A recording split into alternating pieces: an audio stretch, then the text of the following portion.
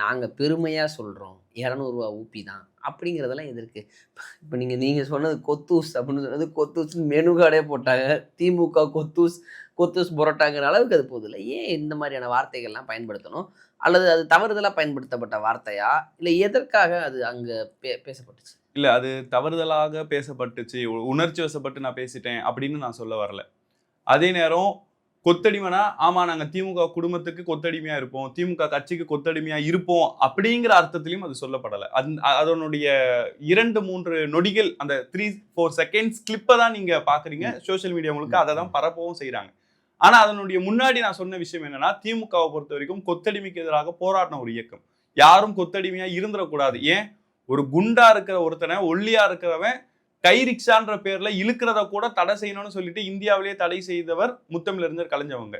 இந்தியாவில இன்னைக்கும் டெல்லியில போனீங்கன்னா கை ரிக்ஷா இருக்கு. ஆனா தமிழ்நாட்டில் அது கிடையாது. அதை எடுத்துட்டு ஆட்டோ ரிக்ஷாவை கொடுத்தவர் கலைஞர்.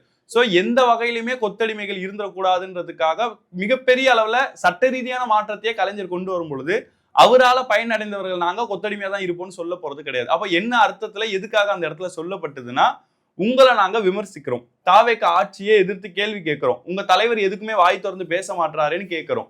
எல்லாத்துக்கும் உம்முன்னு உட்காந்துக்கிட்டு இருக்கிறாரே, அந்த கம்முன்னு இருக்கிறத விட்டு கொஞ்சம் பேச ஆரம்பிங்களேன்னு சொல்றோம். இதை பேசினா நீங்க என்ன திட்டுறீங்க?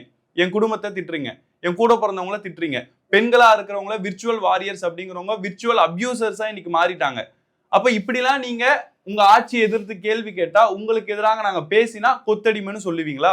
நாங்க கொத்தடிமையாவே இருந்துக்கிறோம். ஆனா உங்களை விமர்சிக்கிறதுல இருந்து ஒருபோதும் பின்வாங்க மாட்டோம். இப்படி சொன்னப்பட்ட வார்த்தை தான் அது. எப்பவும் போல 3 செகண்ட். நீங்க வேணா பாருங்க, இந்த இன்டர்வியூக்கு அப்புறம் பாருங்க, மீண்டும் ஏற்றுக்கொண்டார் கொத்தடிமை என்று கட் பண்ணி போடுவாங்க.